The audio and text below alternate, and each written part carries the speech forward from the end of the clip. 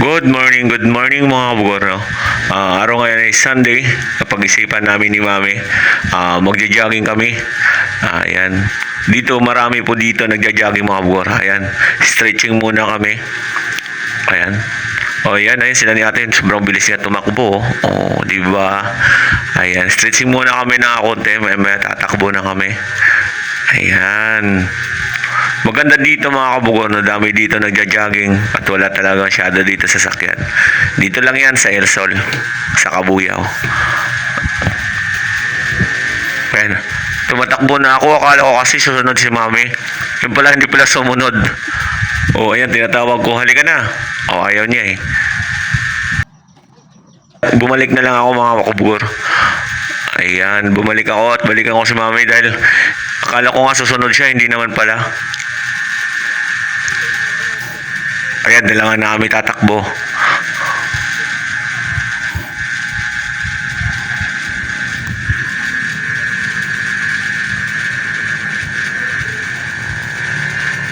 Sabi nga ni Mami, baka daw mawala yung cellphone ko.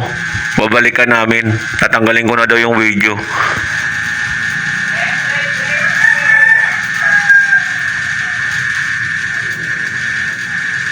Ayan, babalik na kami. O nga naman, baka naman mawala yung cellphone ko. Kasama yung helmet.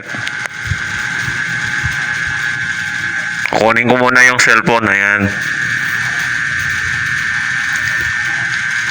First time ulit tumakbo mga kabugor.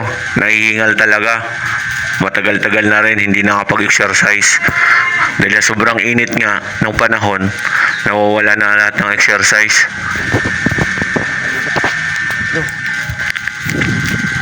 Ayan, sumabay na kami ni Mami para hindi siya mapapagod.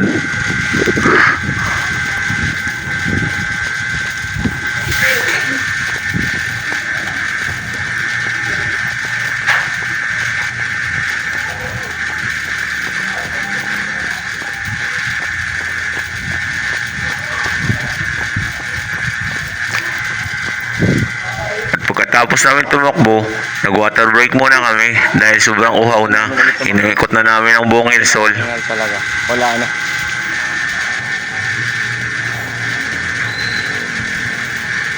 Dami dito tumatakbo. Mag-jogging. Ito yung umaga. Water break muna kami. Mamaya tatakbo kami ulit. Hingal ulit. Matagal na talaga. Simula nagsumba tayo, ano? Simula nun, wala na.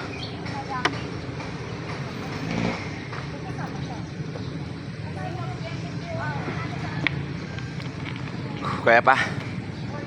Kaya pa? Okay, isa pa. Isang ikot pa. Sige. Pagkatapos namin ng water break, tumakbo naman kami ulit ni Mami.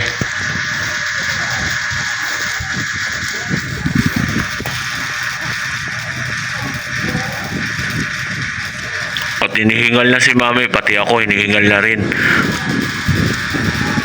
Sana makaabot kami doon sa may kanto. Si Mami naman ang pinahawak ko ng cellphone para makita naman yung mukha niya pag tumatakbo, paano hingalin.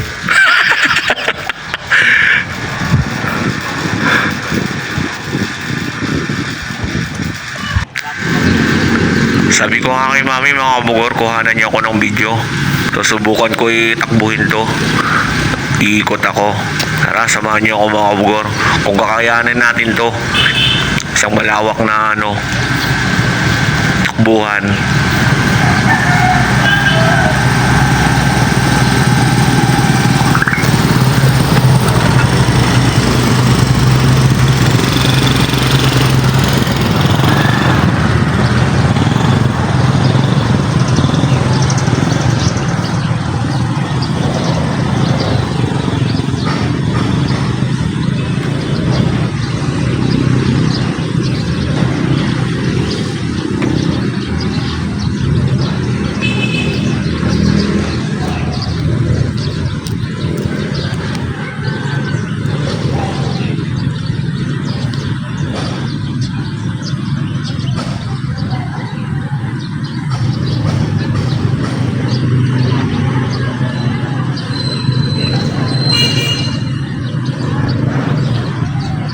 Dito pala mga kabugor banda, naglakad na lang ako dahil po dito semento at meron mga bato.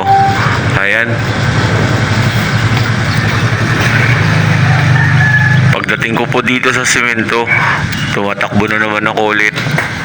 Gusto kong habulin si kuya, kaya lang hindi ko mahabol dahil pagod na ako at hingal na. Kakayanin ko to hanggat makarating kay mami.